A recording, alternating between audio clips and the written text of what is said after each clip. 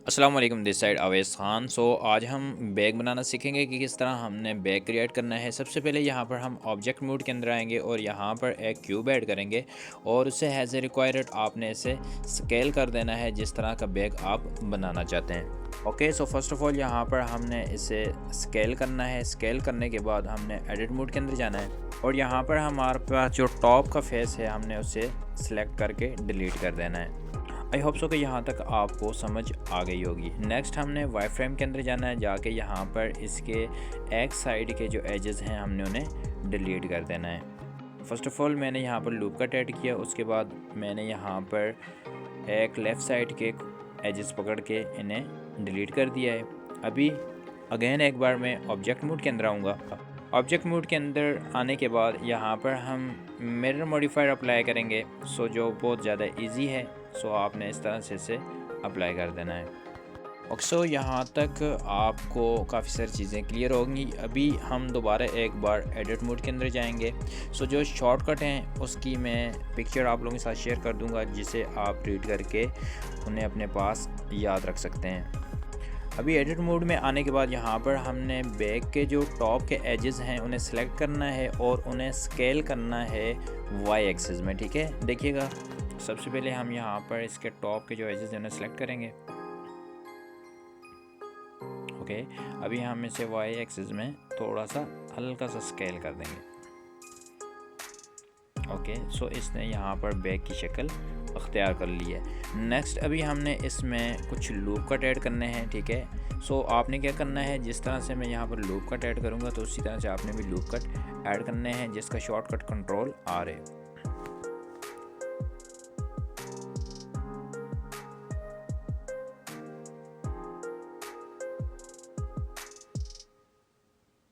Okay, loop cut add करने के बाद यहाँ पर हमने क्या करना है, वर्टिसेस को पकड़ना है। ठीक है, पकड़ के एक के साथ दूसरे को शिफ्ट दबा के कंट्रोल जे करके आपने क्या करना है, इन्हें ज्वाइन कर लेना है। स्वयं यही प्रोसेस करना है, एक वर्टिसेस को पकड़ना है और कॉर्नर वाले को पकड़ के आपने क्या करना है, कंट्रोल जे करके इस तरह से इन्हें ज्वाइन कर लेना है। तो गाइस अभी हम क्या करेंगे, इससे बैक की शक्ल देंगे, जिसके लिए हमने क्या करना है, मिड का जो एज है उसे पकड़ के हमने एक्सेस में क्या करना है, थोड़ा सा मूव कर देना है एज ए रिक्वायरमेंट, जिस तरह से आपको बेहतर लगे उस तरह से आपने उसे मूवमेंट देनी है। लाजमी नहीं है, ये नहीं है कि जिस तरह से मैं यहाँ पर उसे मूव कर रहा हूँ तो आपने उसे भी उसी तरह से मूव करना है।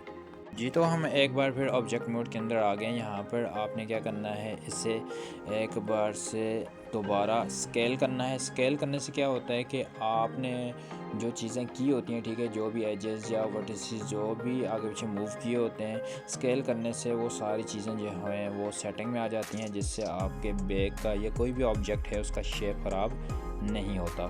अभी हम क्या करेंगे, सबसे पहले यहाँ पर इसे स्केल करेंगे। स्केल करने के बाद यहाँ पर हम एक मॉडिफायर अप्लाई करेंगे जिसका नाम है सोल्डिफायर। ठीक है, हमने क्या करना है, उसे अप्लाई करना है। इससे क्या होगा कि इससे हमारा जो बैग है थिक है, ठीक है, यानी थिकनेस है, इसमें हम इसे थोड़ा सा मोटा करेंगे। उसके लिए आपने क्या करना है, यहाँ पर इसकी जो सेगमेंट है उसको इंक्रीज़ कर देना है। तो इसमें भी लाजमी नहीं है कि आपने जैसे मैं यहाँ पर इसकी थिकनेस या मोटाई जो है, ठीक है, उसको इंक्रीज़ या डिक्रीज़ कर रहा हूँ। आप अपने हिसाब से भी इसे कम या ज़्यादा कर सकते हैं।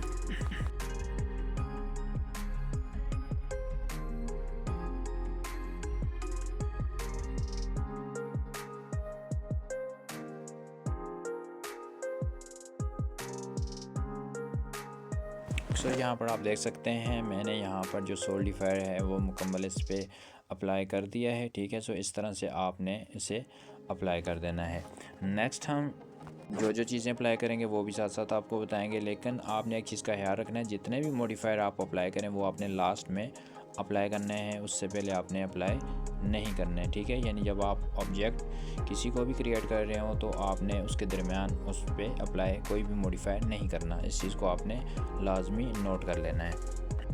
यहाँ पर मैं इसको बेवल करूँगा। ठीक है, उसके लिए बेवल मॉडिफायर अप्लाई करूँगा। इसका क्या मकसद है, इसका मकसद ये है कि जो आपका ऑब्जेक्ट है, ठीक है, आपने उसे मज़ीद स्मूथ बनाने के लिए, ठीक है, उसके जो एजेस हैं उनको शार्प करने के लिए क्या करना है, बेवल मॉडिफायर का यूज़ करना है। चलें इससे पहले हम सबसे पहले अप्लाई करते हैं।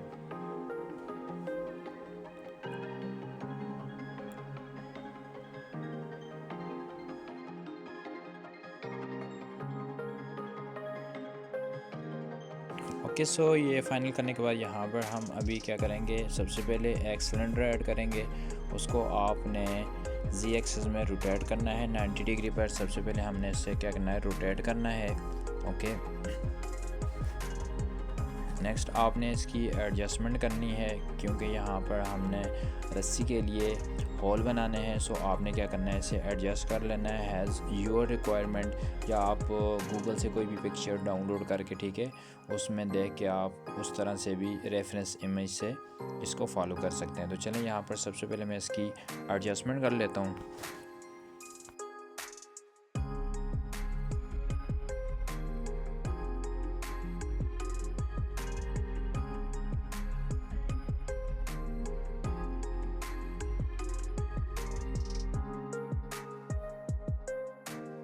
और सो यहाँ पर मैंने इसकी एडजस्टमेंट कर लिए। अभी यहाँ पर हम एक बार फिर मिरर मॉडिफायर अप्लाई करेंगे, ताकि ये सिलेंडर हमारे पास लेफ़्ट साइड पे भी अपीयर हो सके। जिसके बाद हमने क्या करना है, यहाँ पर इसके होल बनाना है। तो सबसे पहले हमने यहाँ पर मिरर मॉडिफायर अप्लाई करना है। अप्लाई करने के बाद यहाँ पर इसकी सेटिंग कर लेनी है, ठीक है। ओके, सो यहाँ पर ये अप्लाई हो चुका है। नेक्स्ट अभी हम बुलियन मॉडिफायर अप्लाई करेंगे, ताकि हम इसके अंदर होल कर सकें। तो सबसे पहले आपने यहाँ पर सिलेंडर के इर्द गिर्द एजेस लाजमी आपने क्रिएट कर लेने हैं। उसका क्या बेनिफिट है, इसका ये बेनिफिट है कि जब आप इसके अंदर होल करेंगे, सो इसकी जो साइड हैं वो अफेक्ट नहीं होंगी। सो आपका जो ऑब्जेक्ट है वो स्मूथ रहेगा। तो सबसे पहले यहाँ पर हमने कुछ लूप कट ऐड कर लिए हैं, ठीक है। सो आपने इसी तरह से लूप कट ऐड कर लेने हैं। उसके बाद आपने दोबारा ऑब्जेक्ट मोड के अंदर जाके उस बुलियन मॉडिफायर अप्लाई करना है। सो चलें, यहाँ से फिर हम एक बार ऑब्जेक्ट मोड में जाएंगे, लेकिन यहाँ पर एक चीज़ का ख्याल रखना है, आपने जो सिलेंडर यहाँ पर ऐड किए हैं उनको भी आपने स्मूथ कर लेना है। सबसे पहले हम इन्हें स्मूथ करेंगे। स्मूथ करने के बाद यहाँ पर हमने क्या करना है, अभी सिर्फ बुलियन मॉडिफायर अप्लाई करना है, जिसके लिए आपने अपने नम पैड से 7 प्रेस करना है। सो आप टॉप साइड पे आ जाएंगे। उसके बाद आपने क्या करना है, बुलियन मॉडिफायर अप्लाई करना है। इसके लिए लाजमी नहीं है कि आप टॉप साइड पे आएँ, जहाँ पर भी आपका दिल करे, जस्ट मैंने आपको बताया, ठीक है। सो यहाँ पर हमने क्या किया है, सबसे पहले बुलियन मॉडिफायर अप्लाई किया है, और उसके बाद आपने यहाँ पर जो पेंसिल बनी हुई है वो इस सिलेंडर पे रखनी है। सो उसके बाद आपने क्या करना है, बुलियन मॉडिफायर को अप्लाई कर देना है। सो इस तरह से आपके जो बैग के अंदर होल हैं वो ईज़िली हो जाएंगे।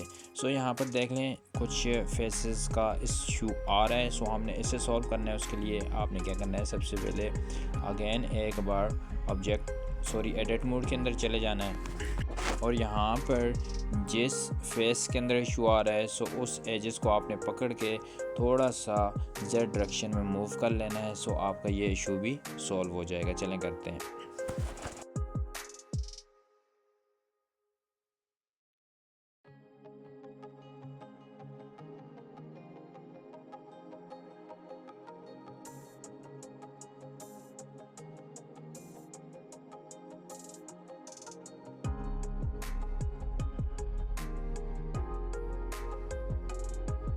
ओके, सो देखें, यहाँ पर हमारा जो इशू आ रहा था वो भी सॉल्व हो गया है। अभी नेक्स्ट यहाँ पर हमने रस्सी बनानी है, ठीक है, जो इस बैग के अंदर डालनी है। सो उसके लिए हमने कुछ सेटिंग कर लेनी है। यहाँ पर हमारा बैग जो है वो स्मूथली क्रिएट हो चुका है, जो आप लोगों के सामने है, ठीक है, माशाल्लाह, लुकिंग सो गुड। सो अभी हमने रस्सी क्रिएट करनी है।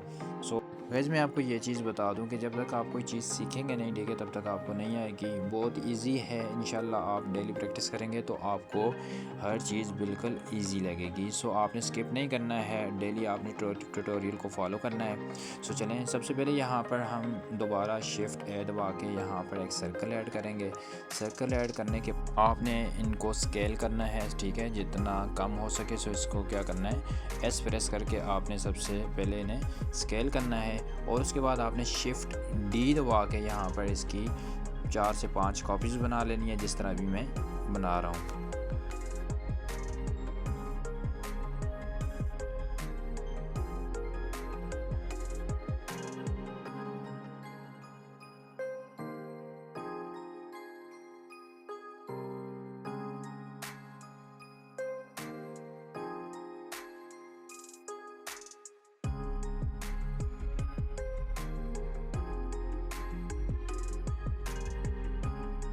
ओके सो गाइज़ यहाँ पर मैंने इसके डुप्लीकेट बना लिए हैं। उसके बाद आपने क्या करना है, बाकी के जो 4-5 जो भी सर्कल हैं आपने उन्हें सेलेक्ट कर लेना है और कंट्रोल जे से ज्वाइन करना है, और जो बीच का सर्कल है आपने उसे डिलीट करना है।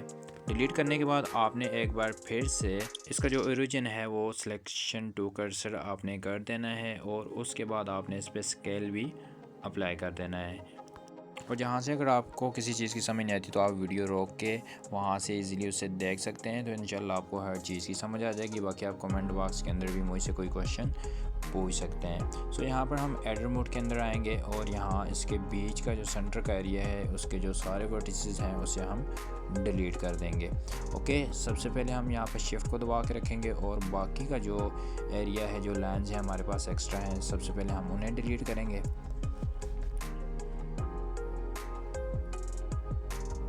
सो यहाँ पर ये फाइनल हो गया। अभी हमने इसके 2 वर्टिसेस को सिलेक्ट करना है और उसके बाद M प्रेस करके ऐड सेंटर पे क्लिक कर देना है। अगेन आपने शिफ्ट दबा के रखना है और इन 2 वर्टिसेस को सिलेक्ट करना है और M दबा कर ऐड सेंटर कर देना है। बाकी के साथ भी आपने यही कर देना है।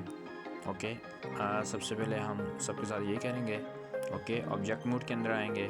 आने के बाद अभी हमने इसको रस्सी की शक्ल देनी है, तो उसके लिए आपने मॉडिफायर अप्लाई करना है। ठीक है, मॉडिफायर जिसका नाम आपने ज़हन में रखना है स्क्रू मॉडिफायर। तो स्क्रू मॉडिफायर आप अप्लाई करेंगे। अप्लाई करने के बाद यहाँ पर आपने इसके जो सेगमेंट हैं, ठीक है, वो सारी चीज़ें आपने यहाँ पर, जैसे मैं आपको राइट साइड पे हर चीज़ दिखा रहा हूँ, तो उसी तरह से आपने एडजस्ट कर लेनी है। सबसे पहले हम इसे एडजस्ट करेंगे।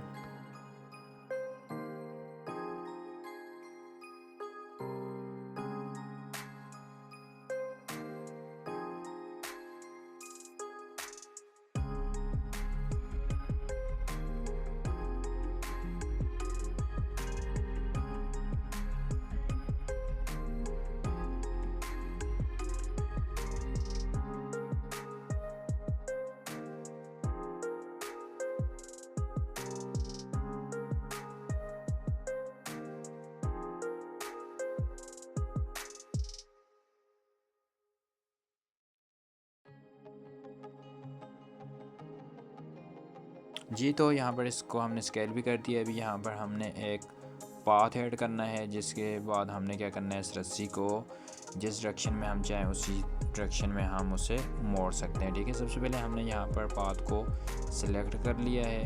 यहाँ पर अभी हमने दोबारा से एक बार एक कर्व ऐड करना है, जिसके लिए हमने क्या करना है, मॉडिफायर का इस्तेमाल करना है। मॉडिफायर में जाके आपने कर्व सिलेक्ट कर लेनी है। जी, तो यहाँ पर मैंने कर्व मॉडिफायर भी सिलेक्ट कर लिया है। ठीक है, सो यहाँ पर आप देख सकते हैं, डी फॉर्म में जाएंगे और यहाँ पर टॉप पर आपको कर्व नज़र आ रहा होगा। आपने क्या करना है, कर्व पे सिलेक्ट कर देना है। सो इस तरह से आपकी जो रस्सी है वो कर्व को फॉलो करेगी।